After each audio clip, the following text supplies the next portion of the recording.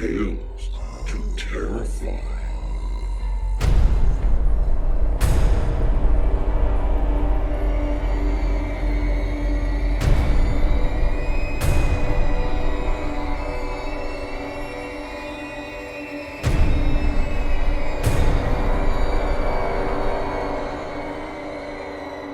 Good evening, children of the night. We continue south on our trip along the coast, and we have a few more stops here in South Carolina before setting foot into Georgia. This evening, we will explore a legend.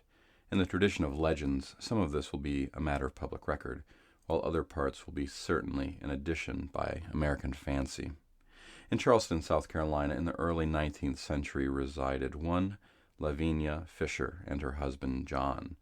They operated the 6 Mile Wayfarer House, an inn for those traveling through the area. While serving as the proprietors of this inn, the local sheriff would report that guests would disappear. Unfortunately for the poor souls who would continue to visit the Wayfarer House, nothing came of those complaints. Legend claims that Lavinia would serve a drugged tea to her guests, and then, once retired to their room, either John, her husband, would stab the guest, or Lavinia would activate a mechanism that would collapse the bed into a pit of spikes. The Charleston Post and Courier reported that a posse of vigilantes went to the neighborhood in February 1819 to stop alleged gang activities there. Once satisfied, they left, but a man named David Ross would remain behind to keep an eye on the neighborhood. The following day, Ross was attacked by 2 men and put before the gang that had terrorized the area. Counted among the gang was none other than Lavinia Fisher, who ignored his pleas for help, choked him, then smashed his head through a window. The man was able to escape and alert the authorities. It appeared that nothing immediately came of that report. Just after, though, another man visited the Wayfarer House. He was told there were no vacancies, but he would be welcome to rest for a while. The man, John Peoples, happened to be one of the few people on the East Coast who had no taste for tea, and dumped the offered tea while his hostess was occupied.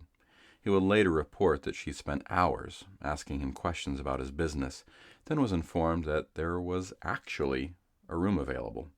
Suspicious, Peoples slept in the chair by the door instead of the bed, and was awoken in the middle of the night to the sound of the bed collapsing. Peoples fled through the window and reported this to the authorities. With both incidents, finally, the police began an investigation which had identified John and Lavinia Fisher and several of the associated gang. John would then give up the rest of the gang in an effort to save his wife from a guilty conviction. The Fishers pled not guilty, but would be found guilty of highway robbery by the jury, which was a capital offense that would carry the death penalty. The judge allowed an appeal. While waiting for the new hearing, the couple attempted to escape from the Charleston City Jail. However, John was able to escape the cell, but the rope made from prison bed linens broke, leaving his wife trapped in the cell. John did not continue his escape, not wanting to leave behind his wife. The new hearing found the Fishers just as guilty as the first trial. In a bid to save her hide, Lavinia argued that South Carolina could not hang a married woman. The judge agreed, and set John to hang first, and then his widow the following day.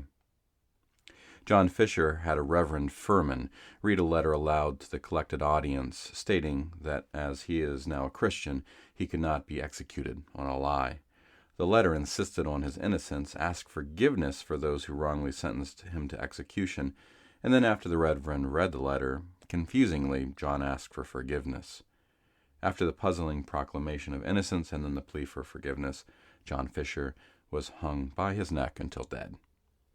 The following day, Lavinia on the gallows addressed the crowd gathered in front of the old city jail for her execution, asking, "If any of you have a message for the devil, tell me now, for I will be seeing him soon."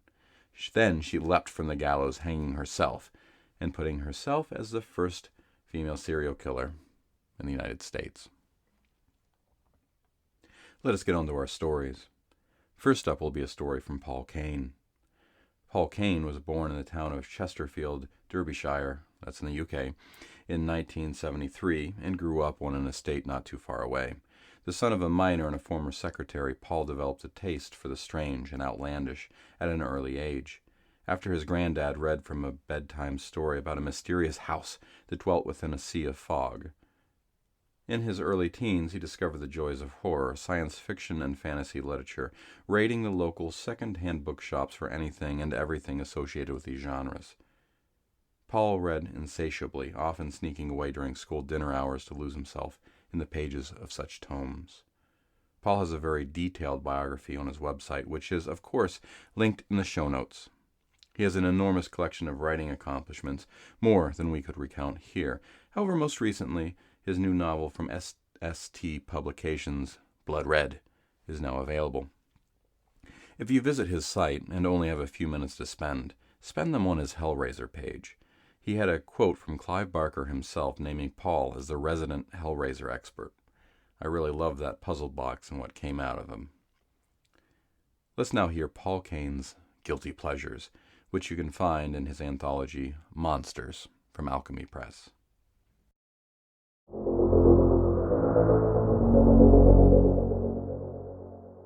There was someone in here with her, someone watching her. Was that the door? No, just the wind rattling an upstairs window. She peered down the hallway to make sure. Nothing. Nobody there. Not her boyfriend back early from the gym, where she should really be, instead of in the kitchen, rifling through the tins in the cupboard to get to her hidden stash of chocolate. Nobody here, nobody watching. It was just her imagination playing tricks, her conscience having one last stab at changing her mind. It didn't work. She reached in and felt around for the Mars bar, her hand like a sniffer dog seeking out dope. Her fingertips recoiled when they touched the wrapper, then caressed the bar, grabbing, pulling it out through the silver barricade of processed peas and soup before closing the door. She fumbled with the plastic-coated sheath, finally ripping it open with her incisors and biting into the delicious gooey sweetness. A thin ribbon of caramel draped itself over her lip and chin. She licked at it with her tongue, not wanting to sacrifice a single morsel. In seconds, the bar had been devoured, leaving her with just the black, red, and gold remains. She opened the pedal bin with her foot and dropped the wrapper inside, pushing it down below the other garbage to keep the crumpled fish and chip paper company at the bottom. She knew Tim would never find them down there. "But you'll know they're there, Jody," said a voice in her head. "You'll know, and you'll only regret it when you step on those scales." "Shut up," Jody told it. "And telling Tim that you had to work late just so you didn't have to go and exercise, just so you could secretly binge on chips and chocolate. I hope you're proud of yourself, I really do." "Shut up, just shut the fuck up." "You've been doing so well lately, too. Lost a couple of pounds at your last meeting. You do realize you'll have put that back on and more besides." And so it began. First the pleasure, now the guilt. Jody bit her lip. If it hadn't been for the pain it caused, she might have chomped clean through and swallowed the chunk whole, just like she'd done with the Mars bar. It was her nerves, you see. That's what made her... "Quit making excuses. We both know it's got absolutely nothing to do with your nerves. You just like eating. Admit it. You always have done and always will. Sure, when you first met Tim, you hadn't looked too bad, but it's not as easy to hide those rolls now, is it? No wonder he wants to keep the lights off when..." "Just fucking shut up!" Jody covered her ears with her hands as if it would somehow block the voice out, and for a few seconds it did, but it soon returned when she took her hands back down. "If you carry on like this, there's no way you'll be able to fit into that bridesmaid's dress for your sister's wedding. It's only a few weeks away, you know, and look how much weight you've put on since you were measured for it." Jody ran out of the kitchen, ran down the hallway. From the corner of her eye, she spotted the mirror at the bottom of the stairs. "Why don't you take a look? Go on." "No." "What are you so frightened of? Go on. Take a good look at yourself, Jody." Jody found herself moving towards the mirror, almost as if she was being pushed. Then she was standing in front of it, looking directly at her reflection, scrutinizing every extra bulge, imagined or otherwise. The baggy t-shirt and skirt at least hid some of the damage. Thank God she wasn't naked. But you can imagine it, can't you? You try your best not to catch a glimpse when you step out of the shower, but you can't help it. You see, and you can see it now. Can't you, Jody? You've done this to yourself.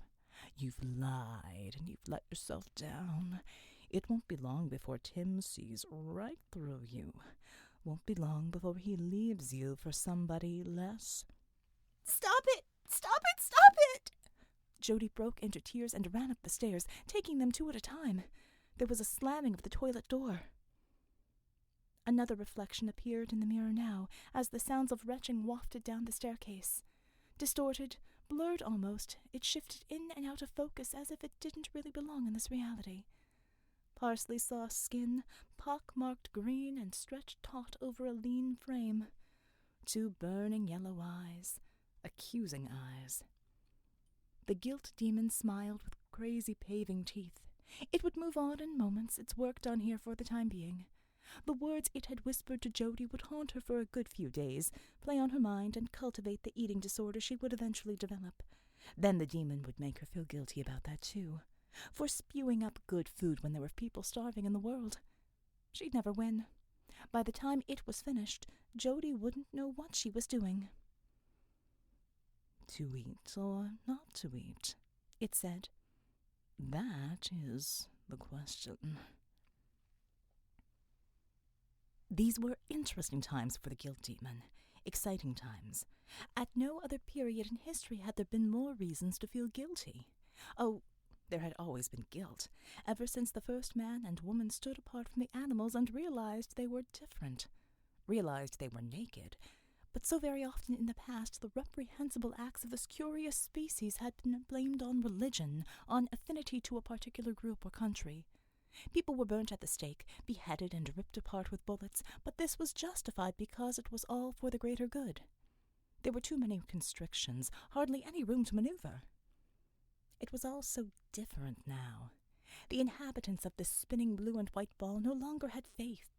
They no longer followed blindly. They had minds of their own, and that meant they made their own decisions, their own choices, and inevitably those choices turned out to be wrong. The guilt demon didn't interfere, didn't influence these outcomes. Rather, it stepped in after the fact, after the damage had been done. It dealt in remorse, in shame and humiliation. It thrived on lamentation, using hindsight with skill and aplomb. It hadn't forced Jody to eat the chips or the chocolate, but it would certainly make her wish she hadn't. It would return to taunt her again and again, just as it did with all the others, just as it had for longer than it could remember. And it reveled in the torment it caused. The sound of Jody heaving up her guts as it left her house were like music to its ears, a concerto in vomit major. She had no idea it was there, not really. Jody put all this down to her own guilt, which made the whole thing that much sweeter. Desire had a lot to answer for. Greed in Jody's case, lust in the case of the next two it was visiting. A little after 8 o'clock at night, the guilt demon watched for a few seconds at the window, hovering several feet above the ground. It watched the couple in the throes of passion, their coupling animalistic, all sweat and moans, sucking and licking. It had never seen the attraction, but was thankful for this ritual's existence. The act was over relatively quickly, and the pair lay back on the bed exhausted. It had been monitoring their progress for some time, and knew that this moment was coming, if you'd pardon the expression. Tonight they'd finally given in to their feelings, the confusing tangle of love and lust proving too much. Sarah's husband, Adrian, was away for the night. His mother had been taken ill. Their daughter Laura, aged 5, was staying at a friend's house. Sarah had met Gary at the evening course she'd taken in photography. He made her laugh, made her feel special, made her feel attractive. Over the 10 weeks of the course, Sarah found herself looking forward to Tuesday evenings more and more, couldn't wait to get out of the house and get to the local college, to see Gary. Always Gary. He was on her mind all the time, and she knew it was the same for him. A group of them had gone out for a drink at the end of term, and that's when they'd kissed for the first time. He'd caught her on the way back from the ladies. Their eyes had met again. She tried to resist him, but couldn't, and Sarah found herself being dragged outside into the pub's yard. The kiss had been electric, the touch of lips on lips, tongue against tongue. Neither had been able to deny it. "I want you so badly," he'd said to her, brushing a strand of dark brown hair out of her eyes. "I want you too," she told him. "But not here, not like this." So when the opportunity arose, they took it. Now it was time for the guilt demon to go to work. When Gary finally got up to go to the bathroom, the creature seized its moment. It crouched down next to Sarah on the bed, and as her gaze trailed Gary out of the room, it said, "Well, that was stupid. Do you realize what you've done? And for what? For a cheap fumble with a guy you hardly even know." "I know enough," Sarah replied, her voice low. "Do you? Do you really? You've seen him a couple of hours a week, and most of that time was in class. It's infatuation, that's all. And now you've got it out of your system." "It's not like that," said Sarah. You what?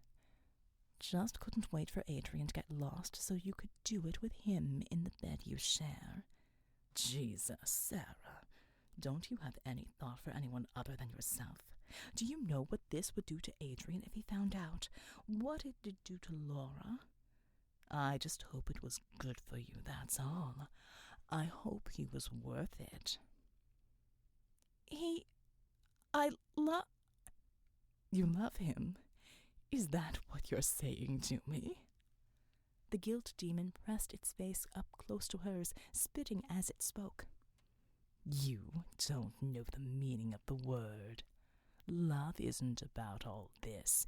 It isn't what you've just been doing. That was sex, Sarah, pure and simple sex. Love's when you care so much about someone you're willing to do anything for them. You put them before yourself. Is that what you've done with Adrian tonight?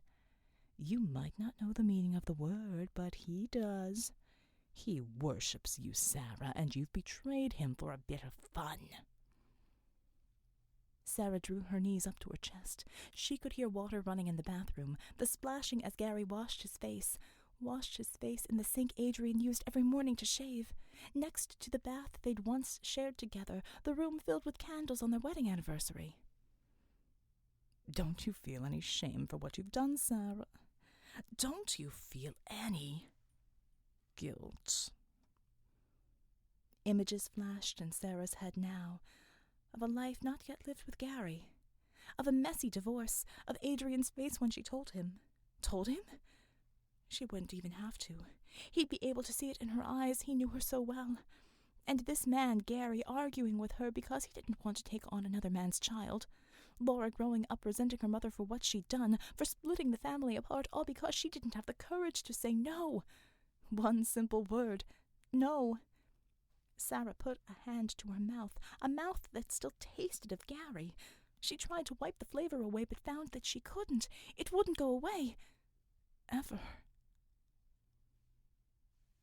The guilt demon found Gary drying his face on a towel, washing away the slick sheen of his labors. It looked the man up and down. Then it began. "So, what's the plan of action, Gary?" it asked. "You've taken advantage of this woman, so now what? Are you going to walk out of her life, just like you've done with all the rest? Are you going to do that to Sarah?" "No, Sarah's different. I really like her." "Well, you fucked her, so you must have liked her. But she has no idea about your past, does she? No idea of your track record. You really liked all the others as well, didn't you? You're not going to stick with her for 5 minutes. You'll be off looking around again before you know it, leaving her to pick up the pieces of a broken marriage. You know she's falling for you. You like her, but do you like her enough? 3 wives already, Gary. It's hardly a glowing testament. Maybe we could make it work. Maybe. And maybe not. There's a first time for everything, I suppose. And maybe you'll win the lottery on Saturday as well. Face it, you're just never going to let anybody into your life like that. You don't like losing control. You'll never tire of the thrill of the chase. And when you've got what you wanted, it always ends the same way. Remember what happened with Patsy. Remember how you fucked her and then really fucked her. You left that woman in such a state. No, I didn't mean to. You never do. Just don't know when to stop, though, do you? Never know where to draw the line. Sarah's an adult. She knew what she was doing. Oh, that's right. Put the blame on her. That's what you always do. Try to shift it onto someone else. Try to make it right in your own mind. How many times have you crossed them over, been seeing 2 at the same time? Never have the decency to drop one first before moving on to the next, always telling yourself you're protecting the woman you're with by keeping your sordid little affairs a secret. Why didn't you tell Sarah about Beth? Gary sat down on the edge of the bathtub. Or you make excuses and say there's something wrong with them. Well, no, Gary. There isn't anything wrong with them, but there's something very wrong with you. Always has been. You're a user, and you don't care who gets hurt in the process. Don't care how many lives you wreck. No. The phone chose that moment to ring, and Gary started. The guilt demon returned to the bedroom and found Sarah holding the receiver to her ear with both hands. It was Adrian telling her that his mother had had a massive stroke and died tonight, a little after 8 o'clock. He was trying to keep his voice even, but it was cracking, and she knew instinctively that he'd been crying. I just wish you were here right now, Sarah. I just want to hold you. Sarah closed her eyes, and a tear trickled down her cheek. I love you so much, Adrian told her. You know that, don't you? Gary appeared at the door, and the tragic scene was complete. There was no need for the guilt demon to hang around any longer. Sated, it moved on to its next appointment. It's always a mistake to claim you have no conscience, to insist you don't feel guilt.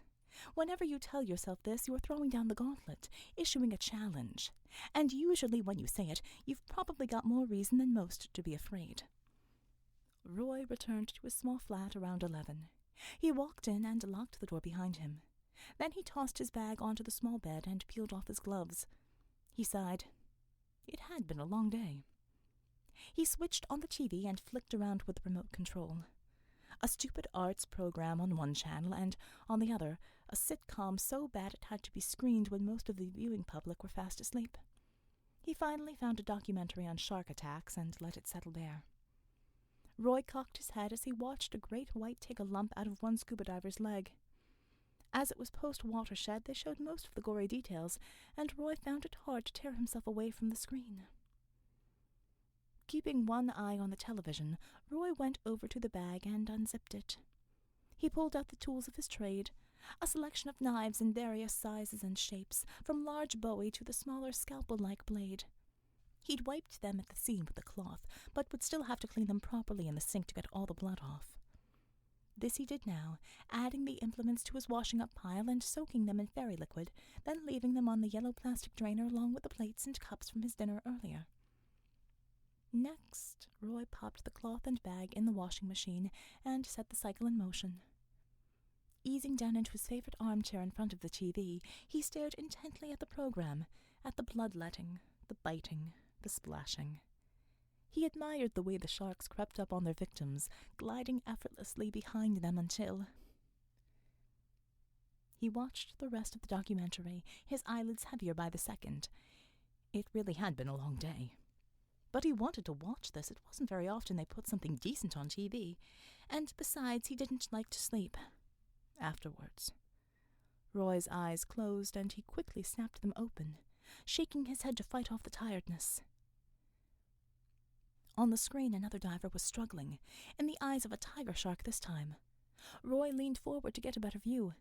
The diver turned and looked at the underwater camera, his face frozen with shock and fear. No, he was looking right at Roy, staring directly at him as the shark continued its attack. Then the diver pulled off his mask, ripping the oxygen out of his mouth. "What the hell's he doing?" Roy asked himself. He must be panicking, half out of his mind. Bubbles floated in front of his face, but when they cleared, Roy could see him properly. And he recognized him. "Why?" gargled the diver, a young boy no more than 20.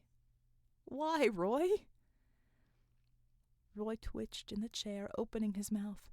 No, it couldn't be. "Why'd you do it, Roy? Why'd you kill me?" The shark was really going to town on the lad now, shaking him. Blood was rising with the bubbles, filling the screen, turning it crimson.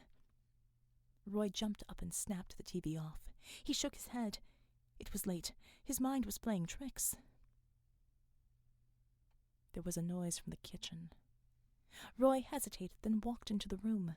The washing machine had come to the end of its cycle, that was all. It clattered slightly as the bin inside stopped spinning. Roy let out the breath he'd been holding. Stupid. He was about to move forwards when the door swung open, spilling water onto his kitchen floor. But it wasn't fresh, clean water. It wasn't soapy, detergent-infused either. This was dirty, muddy brown. It reached him where he stood, and it stank. Roy could see green tangles of weed in the spillage. A body flopped out of the washing machine, covered in the slimy substance. It raised its head, opened its mouth. It was the boy from the shark documentary. Roy gaped at his bleeding face, those dead glassy eyes, those same green weeds clinging to his neck and chin. "Why, Roy?" he asked again. "Because you enjoy it? Because you like to see them squirm? Because of the feeling of power it gives you? You can decide. Do they live? Do they die?" Roy began to back off, but the boy scrambled after him along the wet floor. There was someone behind him. Roy spun around. There, standing not 3 feet away, was the figure of a young woman, the flesh missing from one side of her face, bone jutting through the decomposing skin. When she reached up her hand, earth and worms dropped from the appendage. Why did you kill us, Roy?" she said. "We had our whole lives ahead of us. I was about to start at university." "I was going to be a firefighter," spat the boy from behind. "Just like my dad." "My girlfriend sits alone in our home and cries every night," said a third voice to his left. Roy snapped his head sideways and saw another man, covered in bits of garbage. Maggots crawled over his many knife wounds. Now more joined the throng. A woman slit from neck to groin, holding her bowels in her hands. A man with no fingers on his right hand sliced off one by one. A child sobbing, her neck wide open. So many they filled his small flat, all demanding to know, "Why?" "No, keep back. You're not real. None of this is real." The sink exploded in a geyser of crimson. The fountain rained down on them all, painting the scene blood red. "This isn't real!" shouted Roy. "Of course it isn't," said one final voice in his ear. "You're fast asleep in that armchair, Roy. You're having a nightmare. But this was the only way I could get to you. The only way I could make you see.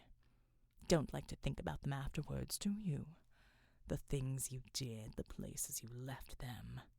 Dumped in the river, buried in shallow graves, or abandoned on rubbish tips.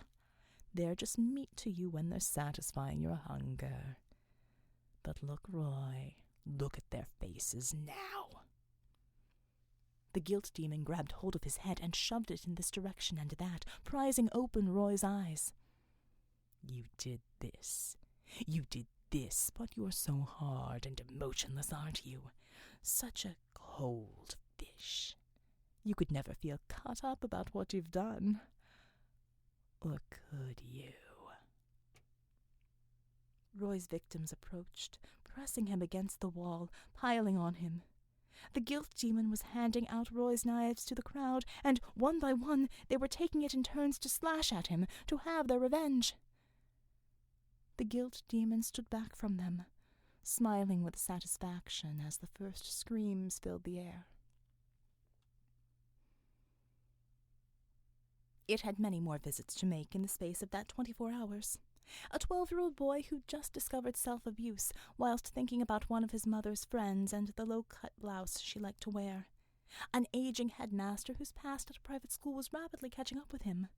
An office worker who'd cheated a colleague out of a job promotion and snagged it for herself. A high-ranking politician who'd hired a hitman to bump off a former lover so she wouldn't jeopardize his marriage or career. The hitman himself after he'd done the deed. A film star who'd promised his fans and his loved ones he was off drugs, but simply couldn't abide the taste of cold turkey. And a charity worker who was siphoning off money to pay for her very expensive fashion tastes. In every single instance, it goaded and mocked, irritated and argued, until it was content with the results. But the last stop on this particular guilt trip was a favorite of the demons. It had returned often to this one home, this one woman, because, unlike all the others, she was not the architect of her own downfall. No. Instead, fate had pointed its finger at her and prodded hard. What had happened wasn't her fault. She'd done nothing wrong, and yet she was still worthy of its attentions. The guilt demon let itself into Kim's semi and looked around. There was nobody home, just a note on the coffee table. It picked up the paper and scanned the words. Kim shivered. She watched the sun setting and knew it would be the last time. The wind buffeted her and she pulled the coat around her tighter. It was an instinctive thing, really. In a few minutes she'd be colder than she'd ever been before, so what did a little chill matter? Kim looked down from the top of the multi-story car park, the most appropriate place she could think of. The view made her feel dizzy. Her eyes were red, but no tears came. There were none left. Night after night, pouring out her sadness until there was nothing left to give. The parents hadn't blamed her, not even at the funeral. If they'd only kept a closer watch on their son, Joshua. That name hurt Kim physically. She saw snatches of the accident, everything happening so quickly and yet in achingly slow motion. The parked cars, the small blur dashing out from behind them, rushing across the road to an ice cream van. She'd braked, but he'd bounced over her bonnet and roof like a rubber ball. He only bounced once on the concrete behind her, though. In her lowest moments, Kim thought she remembered seeing Joshua's eyes, his blue eyes. Thought they'd somehow stared at each other, somehow connected before. All she could remember was after that was the flashing light of the ambulance, the paramedics trying to revive him, then covering him with the blanket. She hadn't been speeding, hadn't been drinking. Christ, she'd only been to the shops to pick up some milk and eggs. If she'd known what the cost would be, she never would have eaten or drunk again. And although she was cleared by the police, forgiven by Joshua's parents, Kim couldn't even begin to forgive herself. The voice returned time and again over the months, without fail. If only you'd seen him sooner. If only you'd reacted more quickly. If only. If only. If only. It didn't seem right. Didn't seem fair that she should be alive today and he wasn't. So she decided finally to settle the score. It was time to pay her dues. This wasn't a life she was living anyway. It was just an existence, and a tormented existence at that. Soon she would silence the voice forever, and hopefully, God willing, she would find peace. Kim had waited till there was nobody around, waited till she was alone on the top of the building, a building filled with the killing machines she'd been driving that day. And she climbed up onto the ledge, swinging her legs over the barrier railing. Heights had never really bothered her, which was why she'd chosen this method of release, but they were bothering her right now. The flat, paved space at the back of the lot loomed up at her, and she swallowed dryly. Could she do it? Could she really do it? Yes. Yes, she had to. It was her duty to atone. But still she wavered on the precipice, her legs failing her. For one split second she thought she might even climb back down again, her courage wavering. Then she saw that look in Joshua's eyes once more, and she let herself fall. Over the edge, plummeting to her death. The guilt demon arrived too late to witness the event. It looked down over the side of the multi-story at the body of Kim, arms and legs at odd angles, a thick puddle seeping out from underneath, the dying sun covering her with its own blanket of darkness. And it almost felt something. Look at what you did. You pushed her too far. You know that the accident couldn't have been helped. Just one of those things.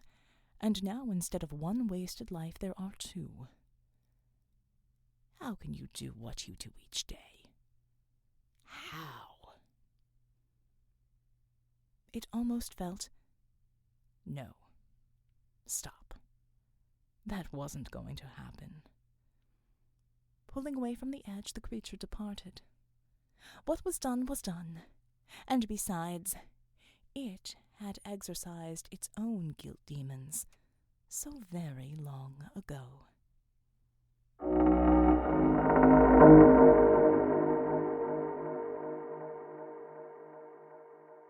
That was Paul Kane's Guilty Pleasures, as read by Veronica Giguere. Veronica is a voiceover artist and author. She is a co-author, voice talent, and producer for the Secret World Chronicle podcast, and she writes and world builds for comic publisher Incubator Press.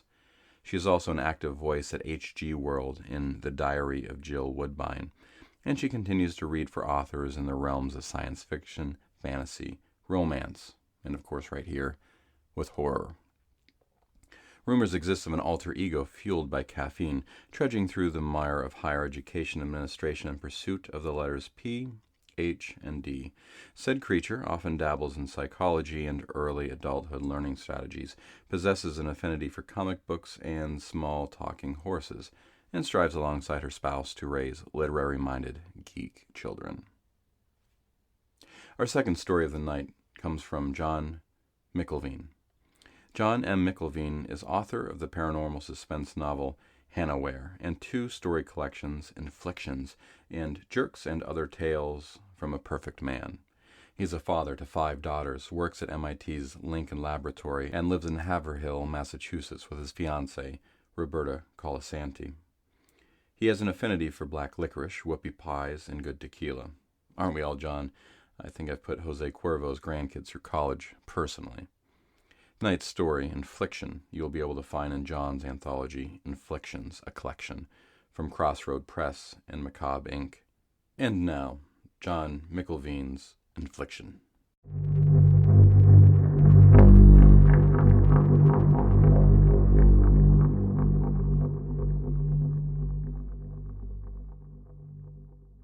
How do you judge a scar? They are all different. Scars are not prejudice. A 10-pound infant or a 10-ton boulder can scar, or be scarred. In my 49 years, I have scarred, and been scarred. The knowledge is now more a part of me than my own callous heart. My oldest scar had nearly healed. I had cast off my demon. I had exorcised a 30-year addiction to the bottle.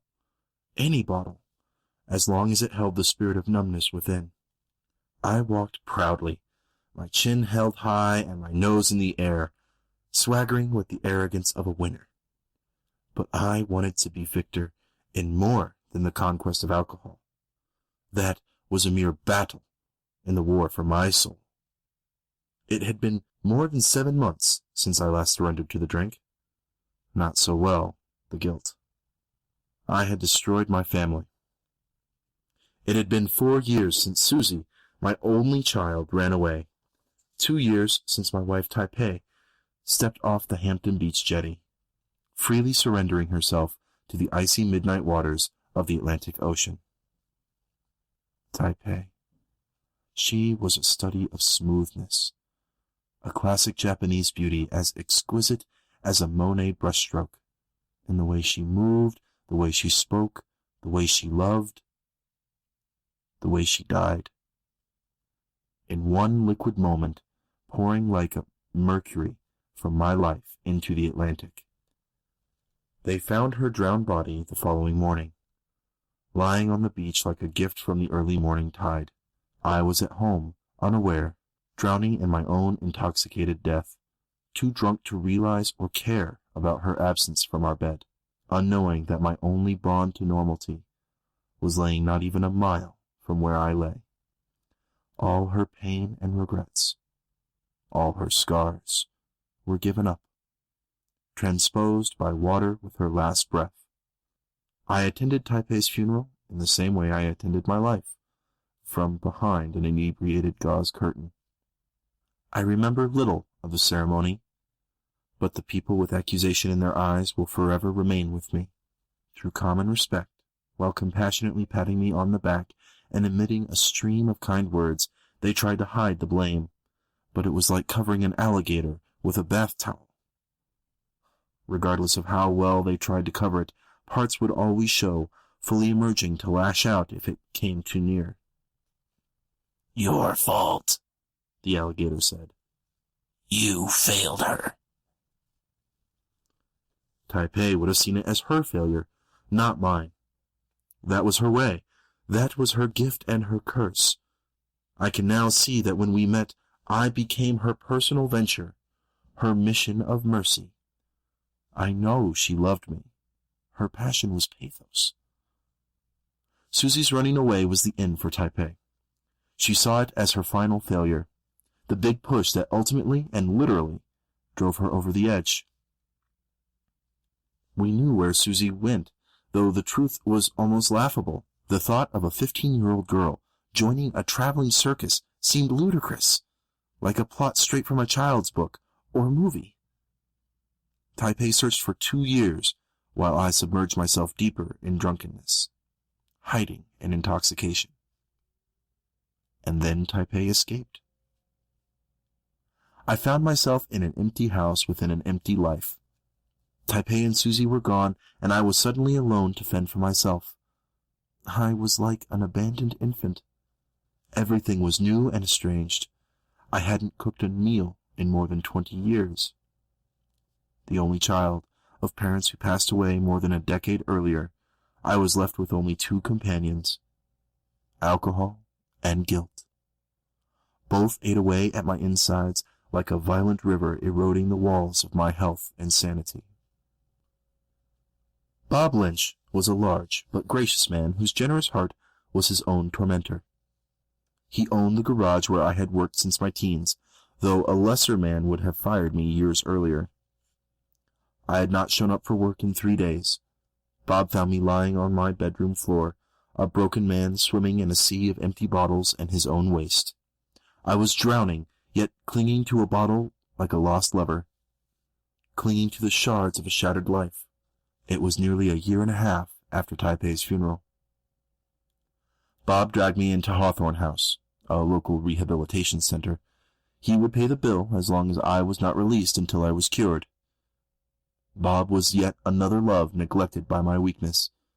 He bestowed the unconditional love of a brother, owing nothing, asking nothing, and, sadly, getting nothing in return, except a barely adequate mechanic with a lifeload of problems. I signed myself out the next morning with every intention of returning to my comfortable oblivion. Nestled between the familiar sheets of guilt and drunkenness, I wanted to drink myself back to the muted memories of a woman who gave me everything. I wanted to return to my gullible drunken form where I could convince myself of happiness and of times that had never existed, and hid from the times that did. All of that changed with 3 words. What Taipei could not do with 25 years of love and begging, one young woman achieved with 3 simple words. Sobriety is a wonderful hearing aid. I was drawn by the sobs of a teenager who sat in the rehab lobby. She was aged by her addiction, but I figured her between 15 and 18. Her blonde hair was stringy and dirty, her eyes sunken and ringed with the mascara of a drug addict. She stared at the floor, tolerating the overplayed sympathy from an attendant. "I don't matter," she said through her tears. Her desperation was a throat-clutching smoke that filled the room, seeping through the cracks of soberness in a broken man's armor. The aide tried to convince her otherwise, looking uncomfortable while her eyes scanned the lobby for help. She wore her inexperience like a flamboyant hat. The girl glanced at me, and I saw eyes that I had thought of too seldom in the last 4 years. In the last 19 years. In their carved-out depths I read things seldom found in eyes of someone 4 times her senior. There was pain, defiance, fear, blame, loneliness, rejection, and beneath it all, unfathomable to me, love. It was illogical. It didn't belong there. It stood singular, like a towering rose in a field of weeds, begging for attention. How could this child still find room for love? For possibly the first time in my adult life, I wanted to cry. How could I have been so blind? How could I have been so heartless? Though this girl did not look anything like my Susie, the connection was there. At that moment I vowed to find her so I could tell her that she now mattered, that I was sorry that fate burdened her with a father who was so narrow, so careless, that he would allow the 2 finest things in his life to slide through his numbed hands without even the flattery of an attempted grasp. I would have given my life right then just to feel Susie in my arms, to kiss her face and hear her say, "I love you, Dad. I forgive you." To embrace my daughter, the only link to Taipei and the remnants of a life that could have been so good, if not for my ignorance. Perhaps there was still a chance for forgiveness through Susie. I went home that evening and poured every trace of alcohol down the toilet. I dumped my aftershave, rubbing alcohol, and cooking sherry, bidding farewell to my lifelong mistress, and turned my back before she could seduce me again. For 2 days I cleaned my home with a vehemence that I could not recall ever having. I scrubbed the floors and the walls, behind the refrigerator, stove, washer, and dryer, and then I would lie on the floor, writhing while the remnants of my dependency hammered at my temples and drained out of me through my pores. I washed the curtains, sheets, and lampshades, and scoured every surface, then kneel over the toilet as my system rejected anything solid or non-alcoholic. I wanted to remove any evidence of myself from the house, for fear that the ghosts and demons of my past would haunt the next residents and betray my secrets. The house sold easily after only 2 weeks on the market, understandably so for such a fine home. It was a proud manor for which I could claim no credit. I inherited it. Any personality shown on or within its walls was the work of Taipei or my parents. I was ashamed to accept money for it. I sold it for $225,000 with furnishing, much to the displeasure of my confounded real estate agent. The house was appraised at $269,000. Bob Lynch cried when I told him I was leaving, though the revelation didn't really surprise him. Like a parent who loses a rebellious child, there is still love and pity. It still hurts. I couldn't answer his questions of where I was going or why. They were answers I didn't have. I simply told him that I had dropped my heart 4 years ago, and that I needed to find it. I said no when he offered me money. My search for Susie was rooted in the shallow and dry dirt of optimism. The prospect of her still being with the circus 4 years later was paper-thin, but substantial enough for hope. Perhaps someone would remember the girl I forgot. Finding the name of the circus was like searching for bugs under rocks. You flip one and then move to another, knowing that eventually it would turn up. I found an ad in the Portsmouth Herald archives from 4 years earlier, trumpeting the arrival of Dunn and Barlow's magnificent World Fair. Traveling circuses move like butterflies. They flutter erratically on an inconclusive path, leaving little clue of where they've been and even less of where they're going. Hampton Beach town records showed nothing except a statement for the land that Dunn and Barlow's had leased. Like a butterfly, they arrived, left, and never returned. No information was available beyond that. Bud Martin had a good memory. He owned the Sand Dollar, a diner located across the boulevard from the Hampton Beach State Park, the land Dunn and Barlow's had rented. Bud's the talkative sort, with plenty of nothing to say, and shared his wisdom with the flip of a burger. He served an abundance of both for your dollar. He recalled the circus, but remembered no names. He said it was better that way. However, he remembered a conversation about a town in Vermont called Woodstock, then spoke of a concert he had attended many years ago with the same name. For more than 3 months I followed such leads, a man and his cutlass, tracking baseless clues across the country like a cat chasing a string. I zigzagged across America with my life's possessions jammed in the trunk, my conviction and hopefulness dying a little more with every day end. But at 3 a.m., in a sleepy cafe in Sarasota, Florida, I met a nosy truck driver named Kennedy who overheard my inquiries. He shared a great story with me. He said, when you live on the road, lonely hour after hour, billboards play a weighty role. They break the monotony of the blacktop, since they are one of very few things in a long hauler's life that change with any regularity. Dunn and Barlow's was a name familiar to both the trucker and billboards. Like the truck driver, traveling circuses are nomads, night gypsies that move by the night of the moon, occasionally crossing paths on the dreary road. Kennedy recently saw the name in Pennsylvania, somewhere along Route 80, he said. 20 hours later, I stood near the edge of a large field in Moon Township, Pennsylvania, staring at the twin yellow peaks of Dunn and Barlow's magnificent World Fair tent. My vision swam in the heat of a treacherous June afternoon, causing the sight to ripple lazily in the golden pasture. My heart yearned to run onto the fairway, calling for Susie, needing the truth. My heart feared the truth. I walked tentatively, following the crushed grass of the tire and foot-hammered path. Children dashed excitedly by, reveling in the vow of the big top. I envied their enthusiasm and faith, and their naivete. A profusion of smells, sweltering and concentrated, escorted me into the concourse. Italian sausage, hay, freshly cut wood, animal waste, and new paint merged and hit me with long-forgotten memories of days when I, too, ran with reckless abandon, and little more to worry about than length of wait at the main event.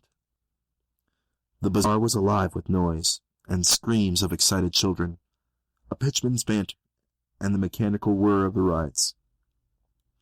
Over the loudspeakers, a voice like U.C. Fields promised a night of wonder and magic beyond belief, and miracles every half an hour. I wandered the park hoping for Providence, the hand of an angel to steer me along. Susie smiled at me from the photo I held. Her face glowed, a paradox between teenage awkwardness and newfound sexuality. Her eyes sparkled with rebel enthusiasm, but they held a darkness that was barely at bay. A frog in a child's hand struggling for freedom, burrowing for the first opening large enough to allow escape. She had found that hole. Physically, she was an Americanized version of her mother, a bolder and more solid reproduction. Like her mother, her hair was black silk, so lustrous it appeared blue. She had the same almond eyes, staring deliciously from above high, sharp cheekbones. the only visual difference being Susie was 6 inches taller and 25 pounds heavier than her mother. She had the body of the all-American girl. Taipei had carefully chosen the name Susie because it, along with our daughter, smacked of both Japan and America. You would never be sure without asking. I showed Susie to the barker as he bellowed of the terrors in the Devil's Den.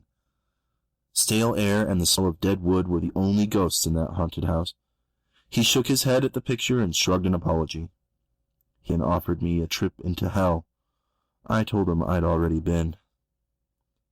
Another yelled of freaks and oddities, of Lucas the two-headed man, of Belle the world's fattest woman, of Carla the human wound, and of Mickey the world's smallest man. He too offered me nothing but a view into the world of weirdness. Madame Zorac had nothing to share, but for $5 could read my fortune. Who knows what it would reveal? I paid her a 20 not to. Well into the night I asked, begged, and cried, but received only looks of sorrow and mistrust. Some would ask questions or wish me good luck, but most just wordlessly shook their head. Nothing could have prepared me for the death of my soul, for the murder of the remnants of my heart. I had never experienced such emptiness, such an undiluted sense of helplessness, like an astronaut who breaks the umbilical from the ship and then drifts too far. I knew at one point in my insignificant life that the possibility of not finding Susie was the worst thing that could happen. I had never been so wrong. Susie, or Carla the human wound, recognized me immediately. The revulsion I felt when I first saw her was indescribable, though I did not recognize her. I had just viewed Belle, the world's fattest woman, and the almost laughable sight of Mickey, the world's smallest man, perched comfortably on the meaty mattress of her belly. I pushed the curtain aside to view the next curiosity, and what I saw was a nightmare in flesh. The woman, only distinguishable by the swell of her breasts in her dark blue bikini top, rose from her chair as I entered the viewing room. A knowing smile seemed to appear on her ravaged face as she neared the glass. Gaping scars crossed every viewable surface of her body, parallel furrows bisecting every half-inch. She posed, distending her chest, presenting her arms, legs, and back as if she were a prize bodybuilder. She ran her fingers down the length of her leg, following the course of the channels in her skin. Smaller ravines ran from her chin, mouth, nose, and eyes to her ears, which were tattered ribbons of flesh and cartilage that had been repeatedly healed to form a callous shell. She met my stare, and that was when I recognized her. Susie. Those almond-shaped eyes, just like Taipei's, were the only recognizable part of the once beautiful girl. Her upper lip was cleft beneath the nose, making her mouth appear cleft and feline, and whatever remained of her lovely oil-black hair was now a patchwork of stubble and scar tissue. I watched, benumbed, as Susie performed. She modeled with a fervor she probably showed to no other customer. Today's audience was special.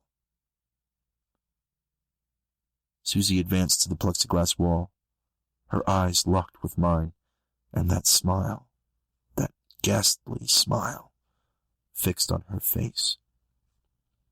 Merely inches apart, our faces divided by only half an inch of plastic. Susie obscenely licked the glass. Her tongue was divided into 3 even strips. I ran from the sideshow, horrified and appalled, trying to escape the incredible blackness that threatened to fold over me. It fluttered at the edge of my consciousness, some horrendous truth, like enormous bat wings that wanted to trap and smother me. I collapsed beside the ticket booth, fighting the nausea that coiled like snakes in my stomach. How could she do that to herself? Why? What could make someone do that? I knelt in the dirt, shaking and sobbing as people walked warily past. Come with me, someone said. Belle, the world's fattest woman, leaned her enormous form precariously forward and helped me onto my shaking legs and led me away from the fairway. I didn't resist. I was too weak. We weaved between booths and tents as she led me a half-dozen Winnebago campers arranged in a circle like a caravan rounding up the wagons to fend off attack.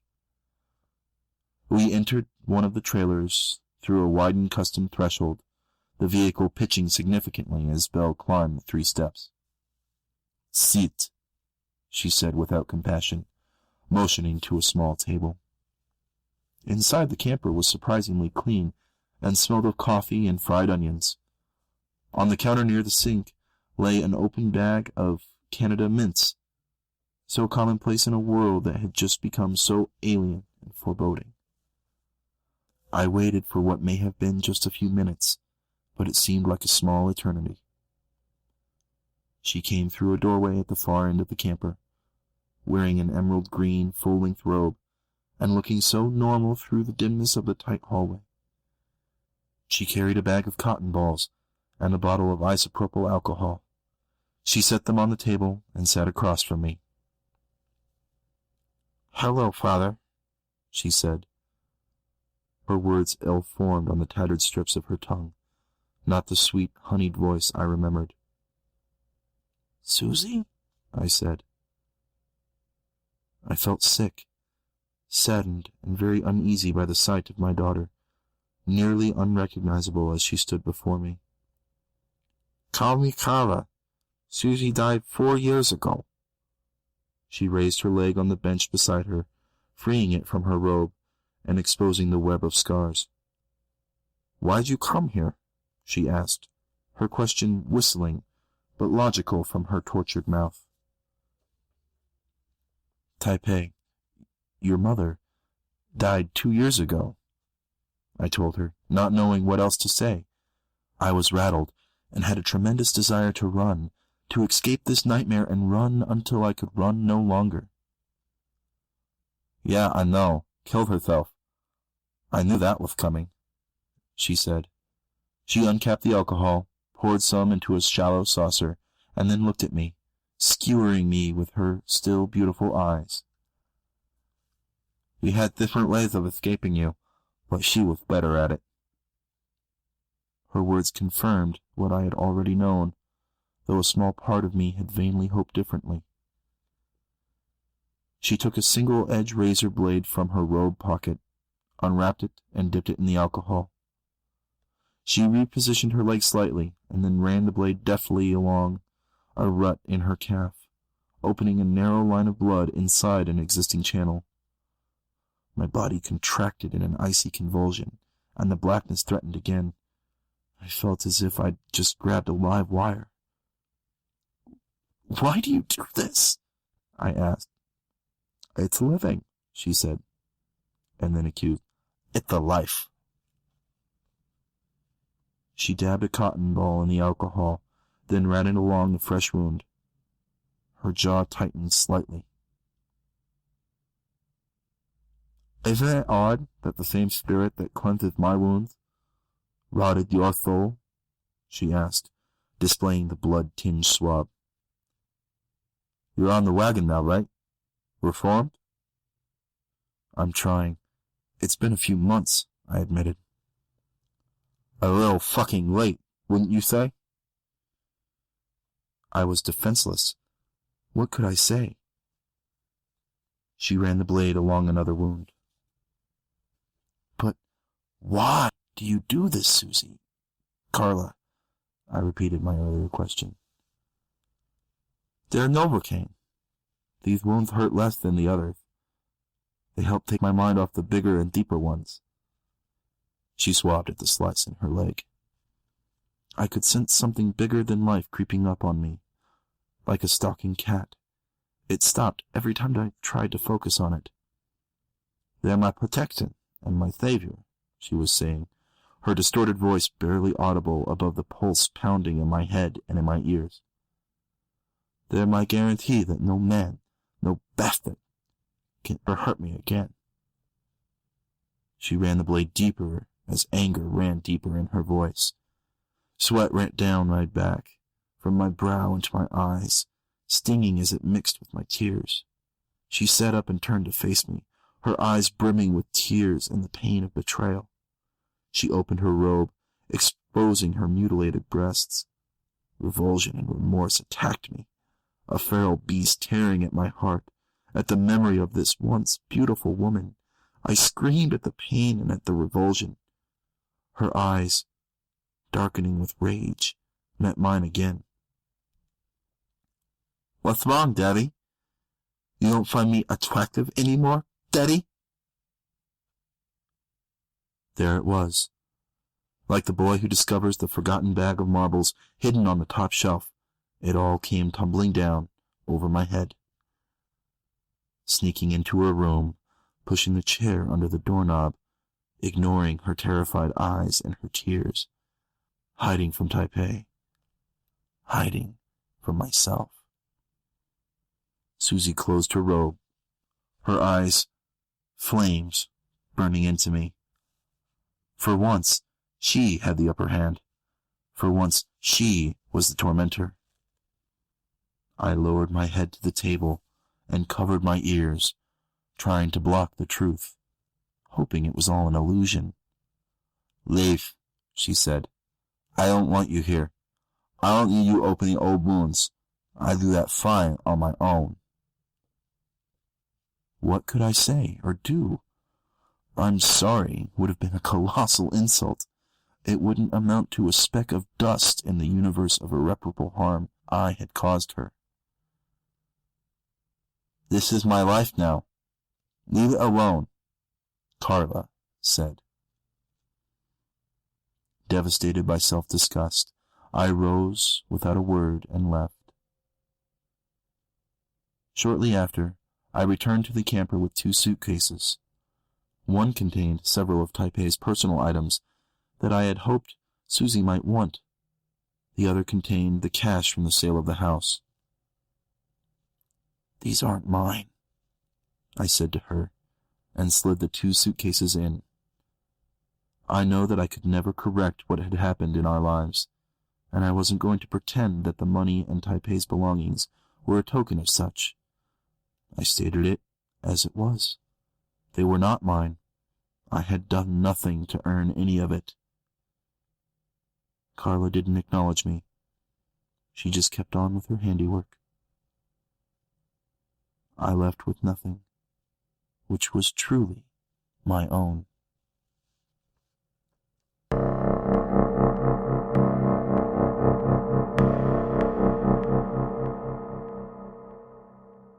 That was John McIlveen's Infliction, as read by our own Tales to Terrify editor, Philip Oldham. Philip Oldham is a Colorado native, a jack of all trades, working in everything from construction to retail to IT. He's currently working on getting his degree in English and digital media production. Living near Denver with Sweeney Todd, the psycho-cannibal cat, Philip enjoys reading, gaming, and figuring out how to not burn his kitchen down while making something delicious. He's joined the district with the hope of giving something back to the Podio cast and community, which has brought such fun and adventure to his life. And that will be our show for the night. Join us again next week for another episode of Tales to Terrify.